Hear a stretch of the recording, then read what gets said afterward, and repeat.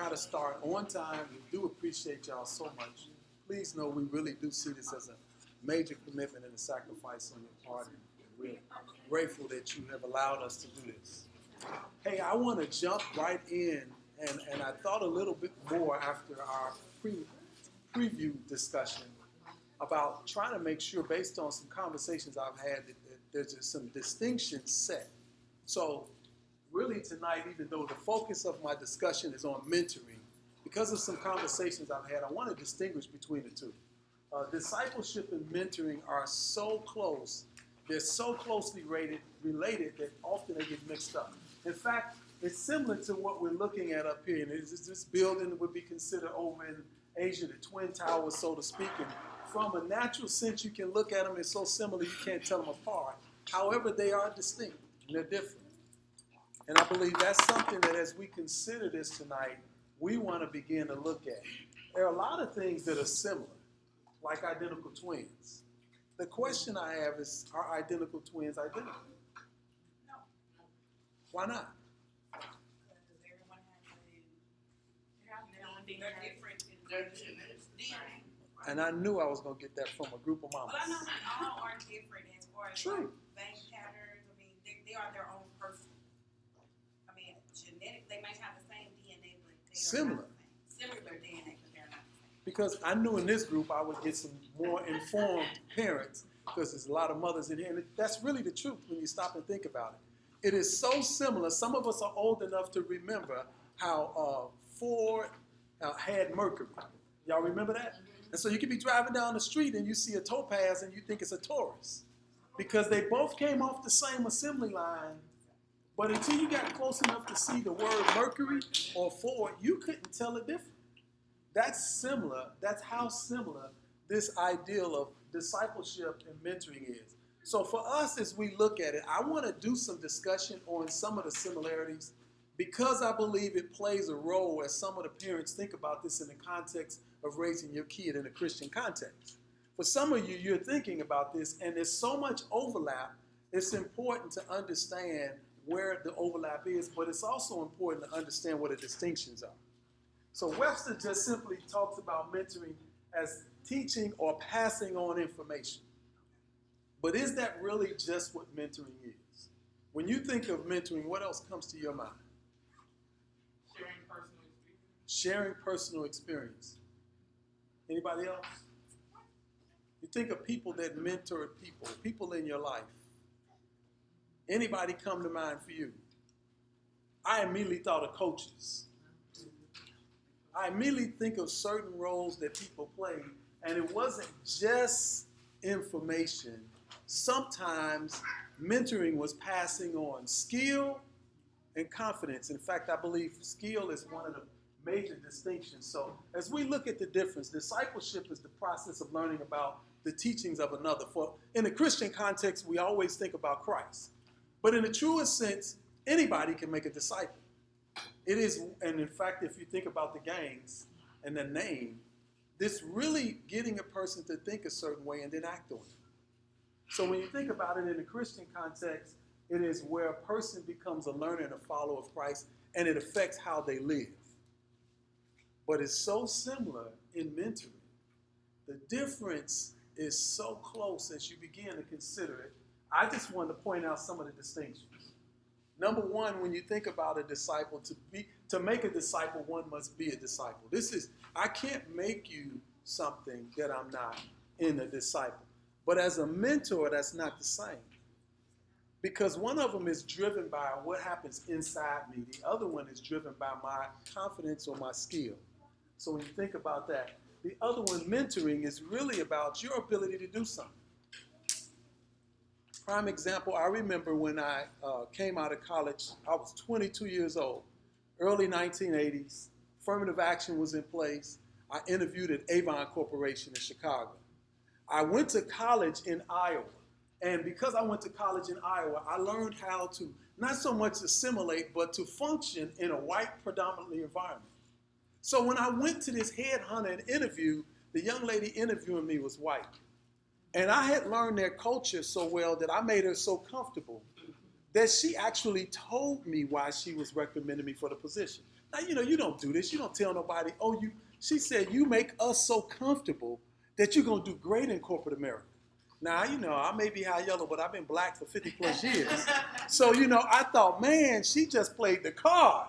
She just told me why. So, of course, I went back and I shared it with my friends and we kind of laughed. But I have never forgotten that it was certain things that I learned how to function in that environment that taught me how to go in the corporate world and not just survive, but thrive. Because she recommended me for a position when I was this young whippersnapper starting in management at this major corporation. All because I had learned these skills of how to function in a predominantly white environment. I still was black. Still love my culture. Grew up with James Brown in the back of my head. Say it loud, I'm black and I'm proud. But the skills that I developed in Iowa, playing football in an environment where I was such a minority, taught me how to function. And so it really was all about that skill and that confidence of how to function. It was different. Where discipleship is character driven. One of them is worried about how I learned how to treat people.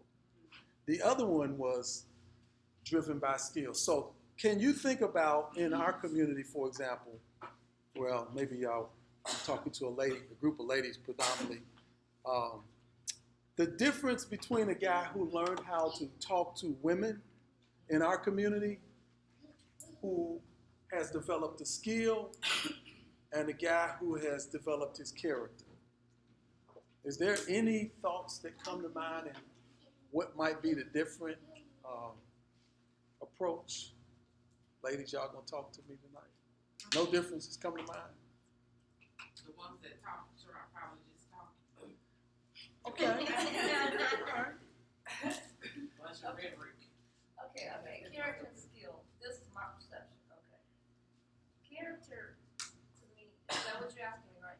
Is there a difference in how Well, one may be approaching the same young lady?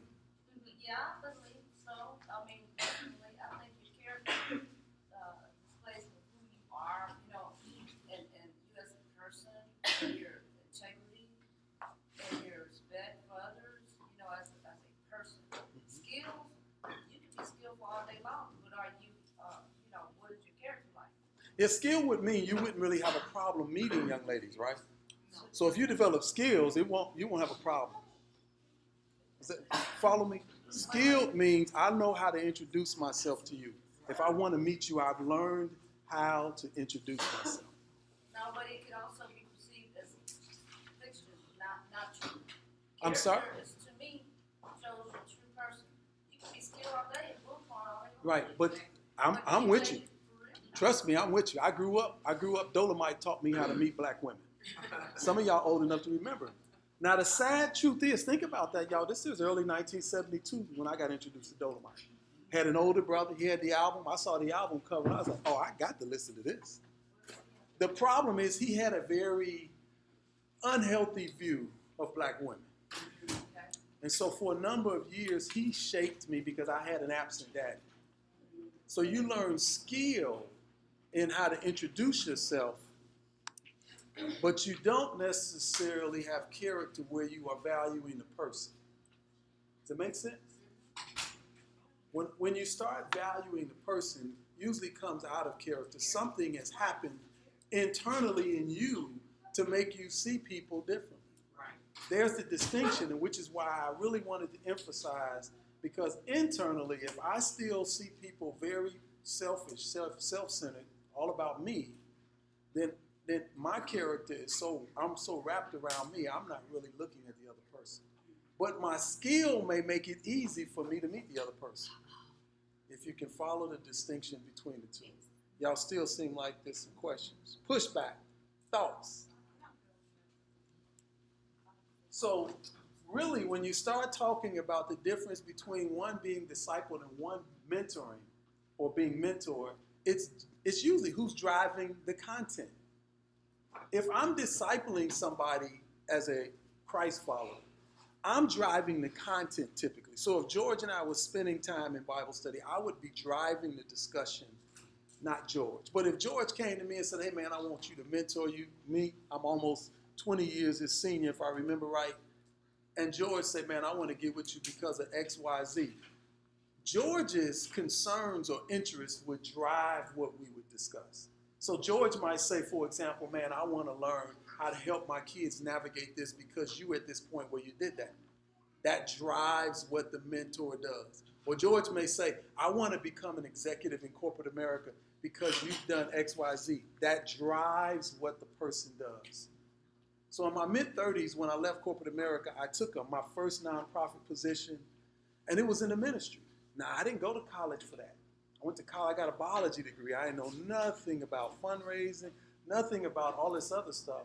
I went and found a guy who had done it for a couple of decades and asked him, hey, would you mentor me? And his conversation to me was like, why would you be asking me? He was white. He was about 18 years my senior. You know, and he was like, but I was from the neighborhood because I was finna work in the projects. I was going to be working in my community. I'm from the community. But his point to me was, why would you want me to mentor you? And my thought was, because I'm about to do something I've never done. I've had zero training in it. Yes, I know my community, but I don't necessarily know all of the little nuances that goes into leading a nonprofit organization. I've never had to recruit staff. I've never had to terminate staff. Corporate America is different than a nonprofit. You don't treat people the same. In corporate America, I'm not that interested. If you can't make it to work because of your kid, after a while in corporate America, they smile at you, but they dismiss you. That's not the case in nonprofit. In a nonprofit world, you do everything you can to work with your folks. So I needed somebody to help me learn how to think about the scenarios that I was going to be facing that was different. He mentored me in how to think differently, even though some of the circumstances that came up were the same.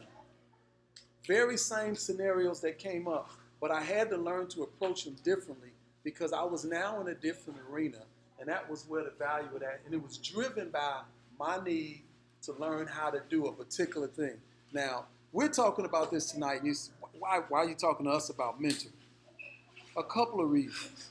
Number one is that I find in our community there is, at least from my experience, reluctance to engaging mentors in the life of our children. Reluctance to seeing the value of what another voice does in speaking into the life of my kid.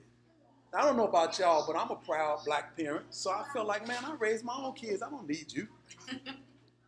One of the things I learned real early on, and I was heavily involved in the life of my kids, because as a kid who grew up with an absent dad, I had all these issues going on in me. You follow what I'm saying? I had all of these things to overcome, so I didn't want to be like my daddy. I just was not going to be an absent daddy. That was my issue. But the reality is I brought all of my baggage with me into being a daddy. And I had to navigate all of this stuff. So what do you do when you have never had an example? Where do you go? I got discipline. I had a chance in life to have one temper tantrum. That was in the mid-'60s. It was on 79th and Stony Island in Sears and Roebuck, for those of you that's big enough to know how Sears was the Walmart of the day. And I decided to throw a fit. I didn't have a daddy around, but I had an uncle. And my uncle took his belt off and he took me in the bathroom and he whooped me and every man that tried to use the bathroom. In that one occasion, he stopped me from treating my mother a certain way. The second time he had to deal with me, I was 13. So it went several years. And this next time he caught me telling my mother I wasn't going to dump the garbage. I didn't know he had just came in the house. Big man, 13-year-old. My mother was just 5'3". She talking about dump the garbage. I'm not tired of dumping the garbage. You dump the garbage. I didn't know that he was standing right there behind me. And when I discovered he was behind me, I was under the kitchen table. And as I looked up at him, he said, "Get up, you a man." No, I wasn't getting up. And I stayed under that table till he left. Now, here's the thing. In today's time, that would be considered abusive. We see and hear that all the time. My uncle taught me to honor my mother, regardless of her size, because she was my mother. And after the heat of the moment, he had a conversation with me. But I promise you, I wasn't getting up off the floor. I knew what he would have did. But he taught me that day that it don't matter how big I get, my mother will always be my mother. So from that age forward, y'all, I dumped the garbage all the way till I finished college and stopped living there. It was never a discussion. When I came home, I shoveled the snow. It was just what you did in your mama's house. He drilled that in me. Now you say, is that mental? Well, yeah, my uncle was an outside voice coming in the house randomly. But y'all, I needed that because I didn't have a dad as an example to teach me how to honor my mother. Did you have your hand up? Go ahead. What's your question? Comment like now. Yeah. Go ahead. No, but I want to say you said there was a lack thereof. Yeah. Of that, and there's a couple reasons. Just I just didn't go out of my way to see this. It's just blatantly obvious that a lot of people in our community, they have they have inferiority complexes about some deficiencies that they have in their own lives. Yeah. And the main two reasons why they are not so open to having mentors outside of family members interact with their children, simply because you have no control over the input that the child is getting from that person. Okay. You have no control over the input. Not only that, if the mentor, he's a mentor, naturally is going to be someone who's doing well in all aspects of their lives. And if that's the case, then if your own personal life isn't on track, there's going to be some glaring differences between you and them. And a lot of people have the inferiority complex that I'm all right with having a mentor, but they're afraid of their child viewing them as less than in comparison to said mentor. Right. Very great observation, in my opinion, George. Well said, in fact. I think one of the challenges that we have to help in the parenting process, those of us who recruit, try to train, and empower mentors have to remind them it's really irrelevant where the parents are. Follow me. I got a call last week from Chicago from a mother in her 50s. Her son is 32. She called me to just tell me thank you. She also had another question for her grandchild. But what she did is she was a teenage mother young. Now, the only difference between her and me is that I just didn't have any kids. It wasn't that I was living any different. So when we were talking, she was asking me some questions. And one of the things that I learned early on with her is that she will always be his mother. I will never be his father. And my role is to affirm her role, regardless of what the difference in our journeys were. I didn't have kids, so I went off to college. I got a degree. I got a graduate degree. Does that make me better? You better not believe that nonsense. It just means we had some different paths we took. So I could always affirm your mother and for the fact that you're still with her. Because we know a lot of family members that have given up their children for different reasons, right?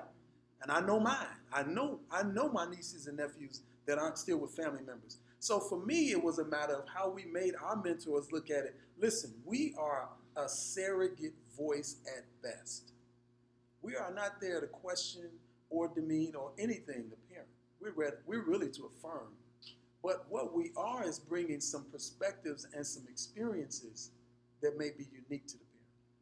So my first kid I worked with, who's now in his 40s, we started working with him at 15. When he turned 18, mom was on public assistance, gave Bridget all her financial information because she didn't know nothing about college. She hadn't been to college. We're both just first generation going to college. So if you'd have asked my mother to do what we did, she wouldn't have known how to do it. So she gave us her whole financial information so we could do the financial aid form and help this boy get in college. She gave us all her personal information because she trusted that we were supporting and affirming her. He's always going to be her son. That's her son. But he still tells everybody, anywhere he goes, I'm his mentor. Now, we still in relationship all these years later. So it's important for us to make sure, those of us who do help recruit them, that we help the mentor understand their place. We serve as mentors in so many informal ways. When I met this young man as his football coach. When I was his informal football coach, there was no tension. But as the relationship got more and we started talking about in his case, we started talking about his goals. When I met him, his father was in prison. He showed me a family album of all the family members that had been incarcerated. Those of you that are old enough to remember Cooley High, that's the neighborhood he was in. That's the high school I was coaching at in Chicago. Family had a history of stuff. Did that make that family any different than mine? Are you kidding me? No. It's just that it was different. But it didn't make it. His mother longed to see him do better, and she did everything she could to help us help him. And he did go off to college and graduate. And if I kept going with his story, that young man today is the first African American in management at the level of management he is in the firm he's in. And they've never had another. And he got this position right out of college, and he grew into this role. Now, her other sons didn't quite do the same thing. But we still didn't treat the parents, because the parents are, you don't want to call them victims, but whatever happened that got them where they are, you can influence them some, but you're really trying to help them help their kids. Most of us as parents want more for our kids than what we had. Right. My mama never made over $16,000 in her life. When I came out of college, they would start me at more. You know, when Avon was offering me a position in management, there were going to be all these ladies in their 40s and 50s answering to me. I'm 22 years old. You follow what I'm saying? My mother had accomplished her goal. I got that boy in a better position than I was in. But she was always going to be my mother. That's part of the process where we affirm that relationship, those of us who do mentor. Because if we don't affirm that relationship, then we undermine it. Listen, there's a biblical principle at work in my mind when we help people understand mentoring. And because we're a faith-based organization. Deuteronomy, God says, children, honor your parents. It didn't say based on your parents being good parents. Go back and read that if you like to. Nowhere in the Bible does it put a contingency on children obeying and honoring their parents based on their parents being good parents. That was my issue. My daddy didn't want nothing to do with me. The problem is I look like him. My mother's your complexion. I got all this high yellow skin from my daddy. I had all kind of issues with my daddy. But at the end of the day, when I became a Christ follower and God started dealing with me, he reminded me, I never told you that your daddy had to be a good daddy for you to honor him. I said, honor your parents. That's a command. It was like, oh my word, I got to honor my dad. I got to honor his memory because he was deceased. But again, that's what I'm talking about. We all bring our stuff with us. So my stuff drove me to be unlike him in the sense of being present and engaged in the life of my kids. But I still had the stuff I needed other people to speak into the life of my kids. Make sense? Yes. So your concern is valid. But for those of us who work in organizations like this, when we try to get volunteers to come in, particularly because I draw more volunteers from white America, God forbid, I hope in the next 100 years we change that. But as it stands today in America, if you're going to fund an organization like this and you're going to find volunteers, primarily it comes from outside our community. I can't bring in a whole white environment and not help them understand anything about the community. Because if they don't value the parents, they aren't helping those kids. It really don't matter. You follow what I'm saying? My mother lived in the house at one point with 2 husbands. Crazy as all get out. Her first husband got sick. She moved him back in to take care of him with her second husband. I sat at the table getting drunk and shooting dice and playing cards with 2 of my mother's husbands. That sounded normal to me growing up until I grew up and met the Lord, and then I thought, man, there ain't no way I'd have another man in the house with me and my wife. But that was the norm in my family. I had to go outside my family to talk to a friend's father and say, hey, I want to be able to pick your head. Because when I married my wife, I was 1 month removed from dating another woman. We eloped. I didn't have no ring. I did everything radical. I didn't have a paradigm. But I needed some man to talk to me about, man, how am I going to stay married for 30 years? How am I going to make this thing work? Couldn't go talk to my family. So I had to find a mentor, a friend of mine's father, who I went and just said, okay, Mr. Palm, I need to pick your head. I had to learn from outside my family. Yes? You made a comment earlier, a minute ago. You stated that the mentorship and volunteering, I guess you could say volunteer, comes from white America. So what do we need to do to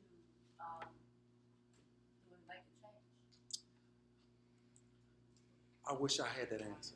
I think it would be worth something, but I would tell you my heart's cry. I can't tell you that. It's the same thing with giving. Listen, and I'm an ordained minister, been a pastor in the church. I can go to a white church and raise money 20 times easier than I can in my own community. Well, have you found a different approach? I'm sorry. A different approach? I mean, you mentioned the Yeah, church. if you have an approach that works, please educate me, because Well, I mean, I don't. I just don't feel like you don't have to convince me that there's need in my community. And you don't have to convince, and I'm just telling you how I see it as a 54-year-old black man. When I look at my community, I've lived during the era where black families went from being 79% intact to around 25%. I've lived through that. That's my lifetime. For me, we're at a crisis mode. The number one cause of poverty in black America is single parenthood. If we don't do something internally, so I got all of that pressing me through the back of my head, but I haven't figured out how to push the button with my colleagues, for example, who got educations like me, who are making 6 digits, who I can't get to come back in the community. I haven't figured that out. No, but I think that there are people within the city of Houston, which you said you are not originally from here. Or I'm not. Okay, but there are very educated people that will sure be willing to support and have the, you know, if they're presented with it, maybe. But I do know there are some strong people, but then they also support the community. But then they, you know, they support Jack and Jill, Delta, Sigma, Chemical, you know. But then they may reach as well. I don't personally know, but I feel like I do believe that there's more than a white person that can do something. Listen, you were singing my song, which is why I do what I do. I left corporate America as the only black senior executive in the history's firm that I was at. I climbed to the top of the ladder. I answered to the president. I was the Negro with the big office in multiple places, had a whole department answering to me when God called me to leave corporate America. When I left corporate America to do this, it was because I so believe that we can be the answer in our own community. It wasn't because I think that. I'm just telling you my experience is that when I go out to recruit and when I go to fundraise, I have a much more difficult time. I have to raise a portion of my support. Now, y'all don't do this. Right. But I have to raise a portion of my support. I have been 100% supported. When I left corporate America, my mother thought I lost my mind. How do you go home and tell your mother? Your wife. No, I wasn't doing it without my wife, so we were already in agreement when I was doing it. But she wasn't in agreement because, see, I grew up poor. My wife didn't grow up poor. She one of them other side of the track sisters. So she was like, oh, heck no. Well, when God finally got to both of us, I had to tell my mother, your mama go and I'm going to become a missionary. My mother and I were both, I only been Christian 5 years. Now, if you grew up in church, my view of a missionary, for me growing up, was little old ladies waving at the pastor, waving hanky. That's what I thought a missionary was. I didn't understand the concept when I first heard it. But when I did it, and I stepped out on faith, I had to go raise 100% of my salary. I had no salary. I had no benefits. I had a stay-at-home wife with 3 children, 2 of which were in private school, and I had a mortgage. So I was walking away from all that. It sounded absolutely ridiculous to my mother. But we did it because we were convinced that's what God asked us to do, and if he did, you do it. And he did. Go ahead, question. Well, it's not a question. It's kind of not to bash, but just to kind of open up our eyes as far as, like, not trying to be mean, but just kind of look at the meeting now. I just would say, just look at our setting now. You say that there are black people in the community that would give to something like this. But that's my thing. Just look at this. I mean, why would you take advantage of an opportunity like this? Just amongst our parents that have children in the program. Just my whole thing, I'm getting nervous, but my whole thing is you saying that we have black people that will give to the community, but I'm just like, look at this small number here. We have way more children that participate than parents that are actually active in this right now. So it's true, we have them, but I feel like most of us feel like somebody owe us something. Like we're owed something, like somebody gotta give us something. And I mean, that might not be what you see, but that's how I feel. Like a lot of black people wouldn't want to give to other black organizations. I mean, I'm pretty sure that they do, but people in this setting where we are low income, they always feel like somebody owe us something. And if you come from here, some of them are just like, well, I already know they always had a hand out. Nobody But you have the white people who, some white people may not have grown up on this side of the track of low income, and unfortunately, so they may have that desire to give somebody an opportunity that didn't grow up with it to have it. So I feel like the people of a different culture is more quickly to give than us, because for us, we always think like somebody over us and they got their hand out. And that's how I feel. I think that's a great observation. I would agree with much of that. And this is what I'll say, because I don't want to get stuck there and say this. Listen, it is so complex. But to me, the Apostle Paul makes this statement. Remember, Paul is a Roman Jew. He's a Roman citizen, naturalized born. He's not like many people in that day, but he's Jewish. He was saying, much of what I'm doing hoping to make my own community jealous, because his whole ministry was to the Gentiles. It wasn't to the Jews. But he hoped to make his community jealous because he wanted to see them experience what he was sharing with the whole world. To me, some of what we're talking about is how do we capture the hearts? How do we motivate? It is complex, y'all. Listen, I got a lot of friends. I play as a fraternity. I got a lot of friends that are educated, made a lot of money, and some of them grew up in the projects. And I've had a lot of dialogue with jokers that wouldn't come back, and it's like, man, how did you get scared of your community? I'm dumbfounded when folks look like you, and I'm scared of you because you look like you. I'm like, are you kidding me? That's my auntie. That's my cousin. My wife sometimes think I'm going to get killed. Because homeless guys ask me for a ride. Come on in and talk to me. Listen, at the end of the day, I got 3 siblings that have been strung out on something. I got 2 siblings that have been homeless by choice because of lifestyle, but they still live there. And you know what? They were still my siblings. I didn't love them one fraction less. So why would I look at somebody else's out there, and now just because their circumstances are different than mine, I inherently think they're of less value? I think there's something broke with that. Now, that's my soapbox. I'm going to get off it. But I will tell you that how we get each other engaged, I have never seen anything like what I've seen when I moved to Houston. This neighborhood with 2 blocks from here got houses on sale for $2.3 million. You can't find another black neighborhood like it in America. Because your lack of zoning, affluent blacks ain't got poor blacks living that close to them. You follow what I'm saying? And not that everybody's poor, because it's middle income, is everything going. But this close proximity, it don't exist. They build barriers because of taxes and everything else.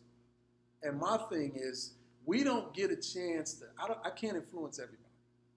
I'm sharing about mentoring because I really believe there's great value in having other people speak into your life. And I want to get back to that, because let me tell you, I got to where I got because of a lot of people that I believe God put in my path, but they were willing to share things with me that nobody in my circle of influence knew. I don't think I'm smarter than other people. I think I got some exposure that opened some doors and that taught me how to navigate some stuff, and my sons are doing the same thing. I got 2 sons, and my daughter walked right into her little practice up in Humble. She's a PA practicing medicine up there, but I can tell you that when you have people open doors, my middle son had a businessman that's worth $500 million who was on my prior board of another ministry. When he heard that my son was majoring in business, he was going to the Air Force Academy, he said, Dana, do you think he would let me mentor him? Wait a minute. This guy owns businesses all over the world, and my son's going to major in business, and you asking to mentor him? I didn't tell him this. I thought, boy, even if the fool won't let you, I'm going to make it.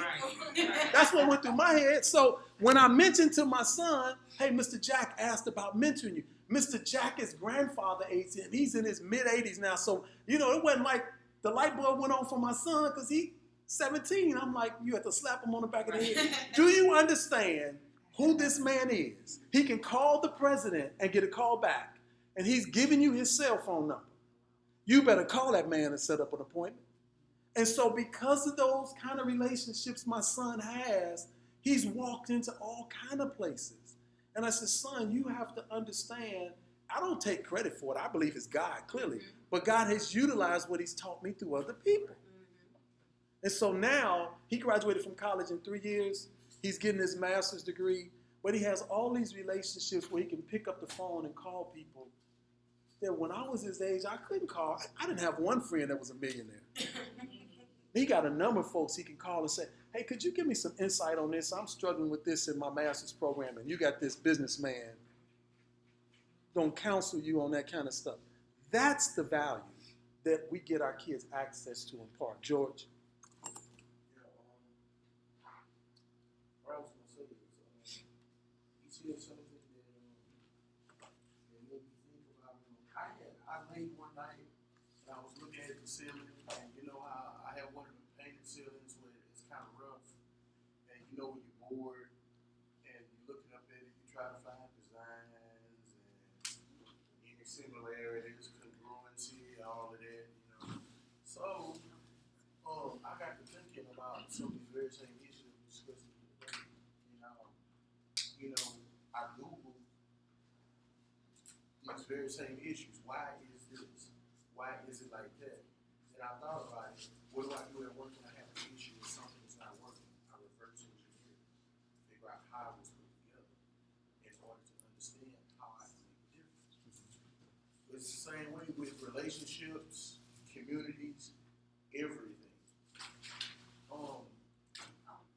The community, our community, is we are on so many fronts. Change is being shot at us on so many different fronts. And what is the whole purpose of this meeting, the volunteers, all of it is to bring about change. They're not volunteering their time expecting to get absolutely nothing out of it. There's a purpose for it. Like you say, a drive. They are wanting change. And by them taking a hands-on approach, working with all of the other fronts that the changes are being made on, that they ensure change. That's why you see in these communities where we live, Caucasian families are moving in. Absolutely. And they got a fancy word for it called regentrification. You know what I'm saying? And really, I'm not going to say a whole lot. I just know that a lot of us, I was born in the 70s. I really never understood why things were the way they were. I just wake up every day and they like this. I've heard that if you want a black person to not know something, put it in a book. You know what I'm saying? So I started asking myself some questions, and believe it or not, Google is a beast. It is. Well, you said Well, the whole internet. The whole internet. I got engrossed with it, so I didn't even much go to bed, and I had to go to work this morning. I hadn't even been to sleep. And so I understood where we were at, and I asked some key questions, and it explained to me how we got here. Now, I'm not with, conjecture and conspiracy theory and all of that. I deal in cold, hard facts. 1 + 1 = 2. You know what I'm saying? So it's a lot of things that happen with us as a people that brought about the changes that take place today that we don't even know happen. Oh yeah. Like with the dynamics of relationships between black men and black women, right. education. Right. There were a lot of factors that went into why our families are so fragmented. We don't even know. But Yeah. Well, it's accessible. It's accessible. Yeah, it's accessible. However, I would still say when you start taking the time to look at some of that, you have to guard your own heart because you look at systemic problems. And then you say, at what level can I make a difference? Yeah. And so for me, this is why this is to me so invaluable because I believe we can make a generational transition in one generation. I'm a guy standing before you that was raised on public aid. I know what it's like to have a green card going to the doctor. I know what it's like to live on food stamps. I know what it's like to shop in the alley. And I love the thrift shop still today in the alley. I've shopped in the alley before. But I love the thrift shop today. I don't have to shop there. I'm just frugal. Growing up poor made me frugal. And it's a difference between frugal and cheap. My friends all call me cheap because they always want you to pay for everything. I think that's foolish. Frugal is just when you just treat your money like, man, if it ain't got that value for me, I'm not spending it. Now, it might have a value for you, but it don't have that value for me. And I'm comfortable in my old blue jeans. That's frugal. That's the difference. So I'd rather have my money in the bank. So when I choose to buy stock, when I taught my kids this point, you go buy a new Apple phone. I'm going to buy Apple stock. And I show them all the time my statement from my Apple stock and how it's grown and then it's split and how my money's grown. I said, you keep buying Apple. I'm going to keep buying stock. Now, I only bought Apple to teach them a lesson. Does anybody know what Apple stock was sharing for in 2003? 2003, $13 a share. I had $5,000 sitting in a silly CD making no interest. Had I taken that $5,000 and bought Apple stock? Millionaire. No, I'm not quite, but I put it this way, I would have a whole lot more discretionary income, and it would still be in the bank.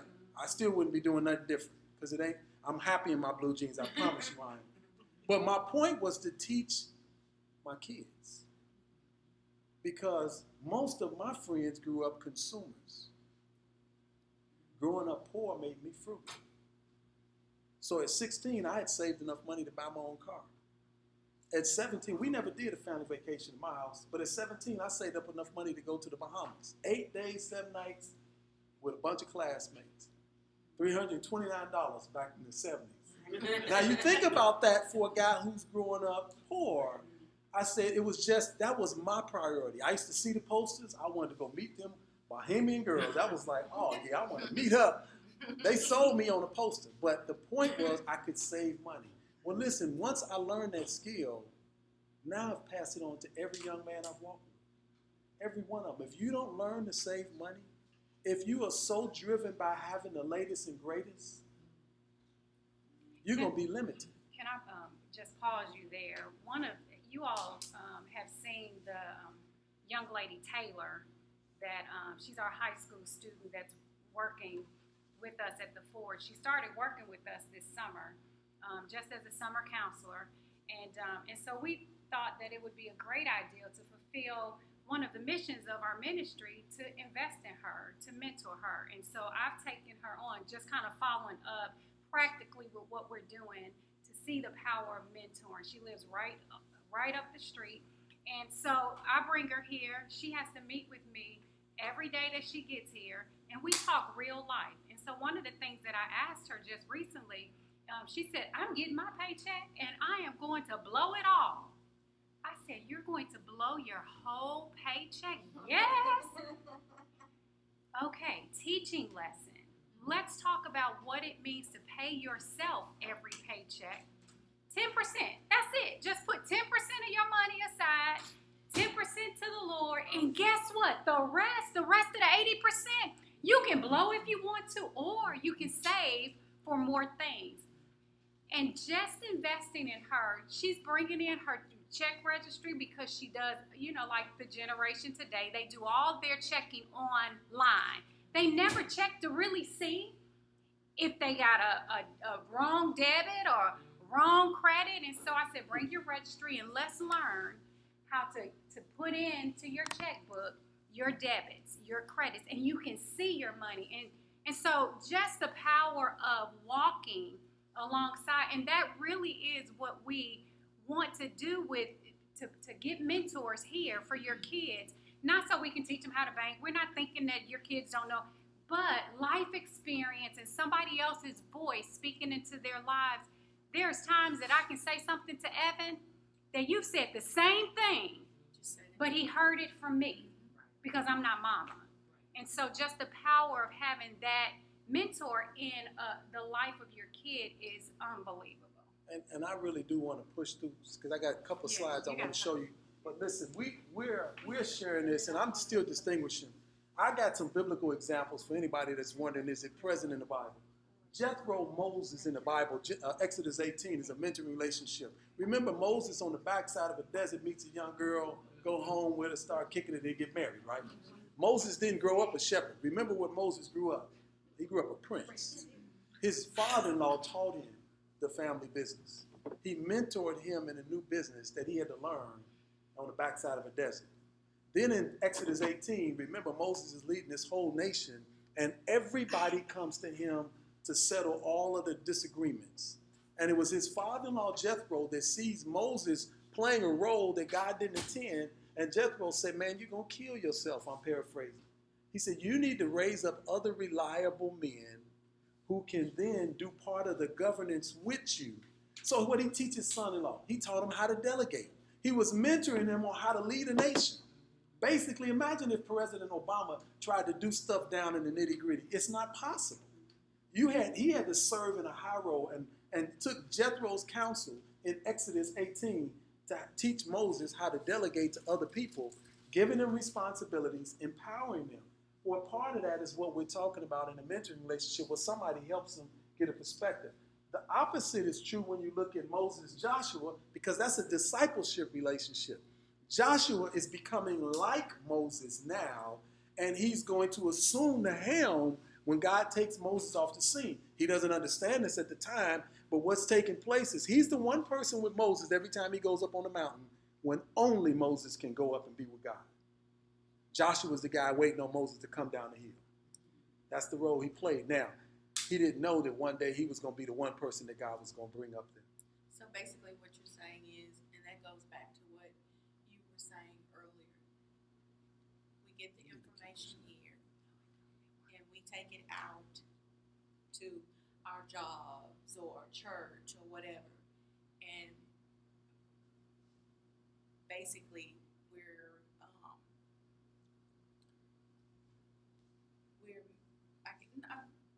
proper word would be ministering to other people to come back to the storehouse to help, volunteer. Basically, that's what you're saying. We're all influencers. We all influence. But part of what we're talking about, and I think that was your question to me, that's part of what I heard.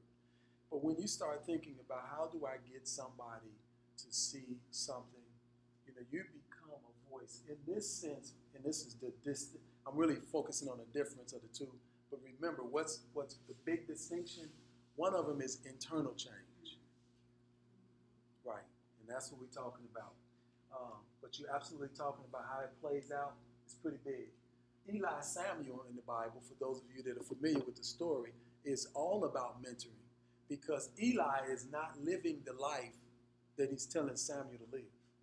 If you remember, God judged Eli, and shortly after this conversation, he's about to die, and his son's about to be judged because Eli is a priest who lets his son turn women into temple prostitutes. Basically, he made God's house the whorehouse. Sounds similar almost in some situations today, right? When people are in the church living immoral. So God's about to judge Eli, but prior to doing that, he has this little young man that he's mentoring named Samuel, and God begins to speak to Samuel, and he calls his name several times. And when Eli finally realizes, because Samuel kept coming to Eli thinking it was Eli, when Eli finally realizes it's God calling him, he tells him how to respond. But he's not necessarily responding himself. There's the distinction. You can't disciple a person that you're not living the life. Because your example is teaching me how to do it. But he can mentor him because he was teaching him how to hear from God and respond to him. The last one is Barnabas Paul. Most of us don't realize Barnabas was an apostle before Paul and was the apostle, when you look at Acts, that validated Paul's ministry. Remember, Paul was killing the church first. So he's the one that was standing there when young boy who was stoned to death. Stephen was stoned to death. Paul was the one who had affirmed it, and they said they laid all their garments at Paul's feet. His name was Saul at that time. So he's the one who has this Damascus Road encounter with Christ when he gives his life to Christ and he started living differently. And he go to the church, and man, nobody at the church is trying to hear him, man. You better get on out of here. He was killing Christians. They weren't trying to hear him. But it was Barnabas, whose name means son of encouragement, that took Paul under his wing and affirmed what God had done in his life. It was a peer-to-peer, though, type mentoring relationship. And so I want to show you this clip, if I can. Get my mouse. Because I think there's some examples in a whole lot of movies. At least when I'm watching movies, I'm always thinking about principles. Not always. Some goofy stuff I don't, but most. Oh, gosh. No, go backwards. You had it. Yeah, but I Right there. Okay.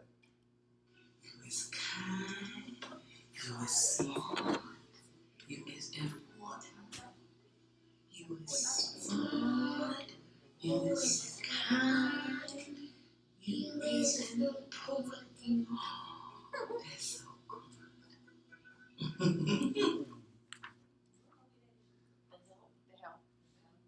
Yeah. You had it. Okay. That's Abilene with Mo Mably. This is another scene, and then I'll get into why I'm showing you these two scenes. Same movie. Both of them are from The Help.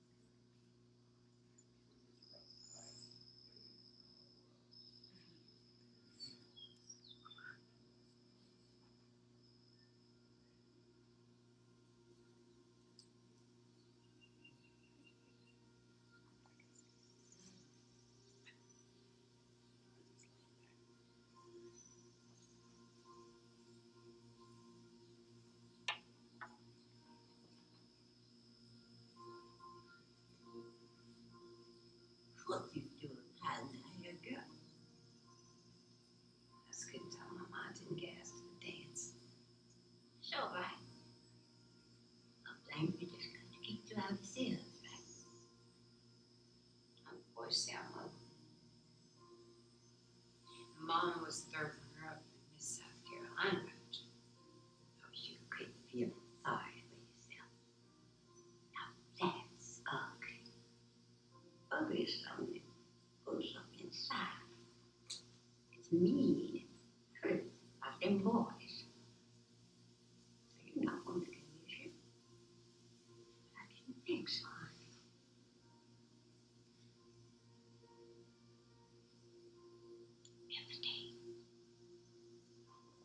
Every day you're not dead in the ground. You wake up in the morning, you're going to have to make some decisions. You gotta ask yourself this question. Am I going to believe all the bad things the fools say about me today? You hear me? Am I going to believe all the bad things the fools say about me today? All right. As for your mama, she didn't pick her life. Didn't pick her. But you're going to do something big with your. You wait and see. Come on, go home with me till the dance over. Come on.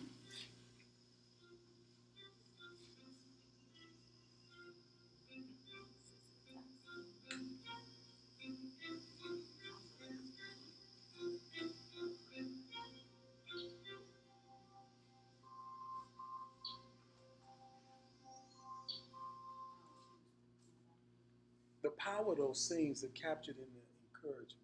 If you capture, sometimes I know we watching it historically, looking at it too.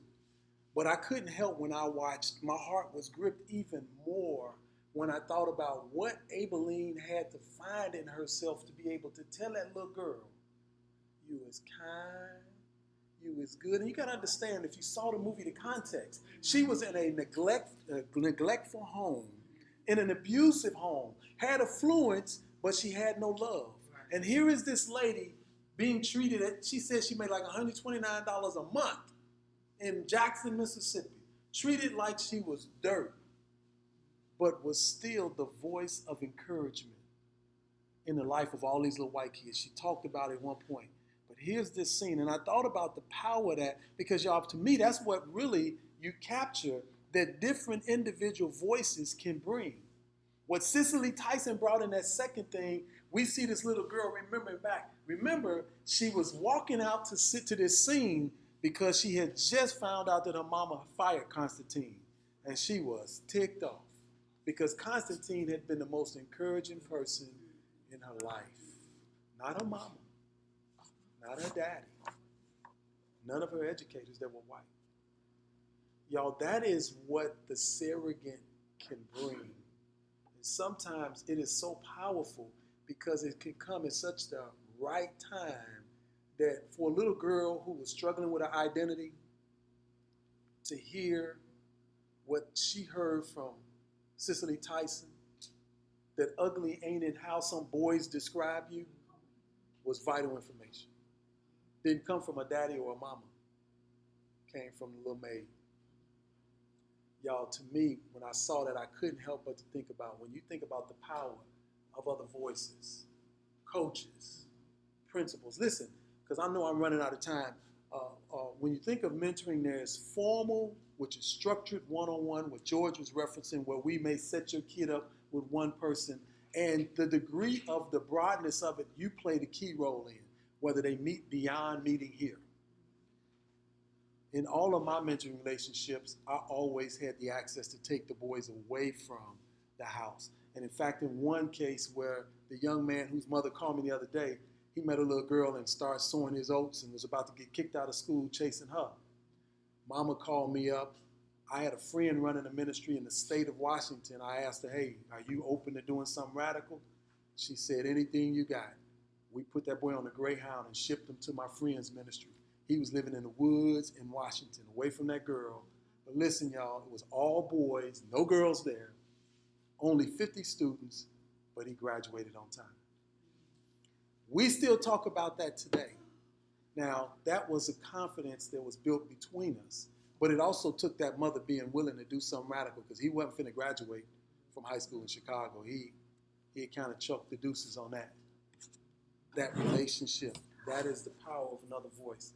That's formal where you're one-on-one.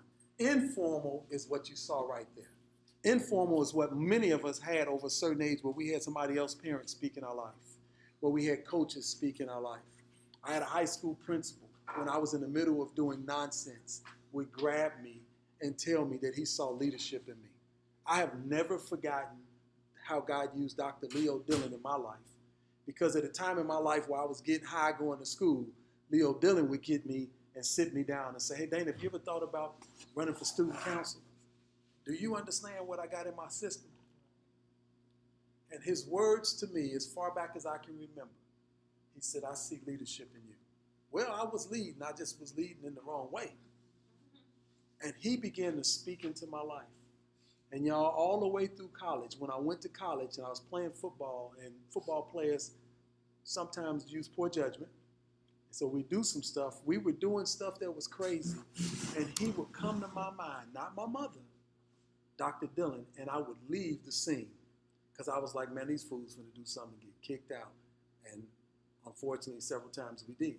But it was his encouragement about, I see leadership in you. And then one day he chewed me up and down because I was at school another time under the influence. And the words that he kept saying to me was, I expect more from you. Y'all, if I didn't come home, and I'm not bashing my family, but if I didn't come home when I was 12 for 2 days, not only did nobody come looking for me, nobody asked me anything when I came home. That's the kind of home I grew up in. So by the time I was in high school, I was living how I wanted to live. But it was his words that haunted me, that began to make me start living like he was saying. And that was the voice of an outside person that influenced who I became. I'm convinced today that God put people in my path, but I'm telling you, the power of that is it can change the direction of some of our lives. So I've pretty much run out of time. Any questions about mentoring, y'all? I know we talked a little bit about the difference, but listen, I don't know about you. I think it's well worth continuing to look at this for your kids. And frankly, depending on what you do in life, you know, I'm still at an age where I go and ask older men certain questions. I still, after 28 years in a marriage, and, you know, I love my wife, but there are times I talk to men who've been married 40 years because I think she done lost her mind. And I know y'all don't think that happens to black women, but every now and then I'm like, she done lost her mind. Man, you need to help me understand. And older men will give me some perspective because they've been married 50 years and they'll talk, oh yeah, man, you know, people change. People change. You know what I'm saying? I had hair when she married me. We all change. And so I've had older men say, well, son, what you got to realize is when you married that 20-year-old girl, she ain't that 20-year-old girl. And so it's like, oh, okay. And they'll remind me that I ain't that 25-year-old guy either. Amen. So all of that goes into where you still have somebody else speaking into your life. But from a kid standpoint, y'all, it can go a long way, especially when you have somebody that's reinforcing what you're saying. Like George's boys I know are playing football. And if that coach has similar values, even if it's just of education, he can elevate in the kid's mind while he's going to school. Look, I was in college, and I'll end on this. I was a sophomore in college before I learned why I went to school. A sophomore. Nobody ever told me that I was going to school to develop my capacity. I went to school because my mom and them told me that's what you do. You know, so growing up, you just go to school. But nobody ever said, no, Dana, this is about your ability to think. And you got to understand, I'm coming up in the 60s when James Brown was literally singing, say it loud, I'm black and I'm proud. And you was dealing with segregation in Chicago. So he was like, nope, you would have think with siblings 11 and 12 years older that one of them would have said, no, you got to be better than, you got to be. Nobody told me that. Till I got to college and I started seeing that everything wasn't equal. And what I knew was what was going to give me the ability to do certain things. And it's better to get paid for thinking than doing. I was like, oh, okay, now I understand why I'm here. Well, it's better to have somebody helping you help your kid do that. So we have a young man here that got suspended from Yates. And got a board member that's a young attorney. And the board member took him to work. The board member makes, I'll just say, several $100s an hour. I asked the young man, hey man, tell me about your experience with such and such at his job. He said, man, he don't do nothing. All he do is talk. All he do is talk. He just talk on the phone. He's talking about. I said, you have any idea what he makes? He said, no. Yeah, I said, want to guess? And so we start putting out there and say, he's paid several $100s an hour to talk. But it's what he knows that he's talking about that people are paying for. I said, you might want to try to learn what he knows. Because that's the big gap, primarily when you look at the discretionary income largely. It's what people know. Some of it is who they know. But it's a lot of, and when you talk about specialized careers, it's what they know. And when our kids have the light go on and say, oh man, you mean this starting career started you at $40 an hour? Starting. My daughter came out of college making more than her mama ever made. When you say that, when kids understand that, oh yeah, I want to do that. You trying to get me to quit? Ladies and gentlemen, thanks for your time.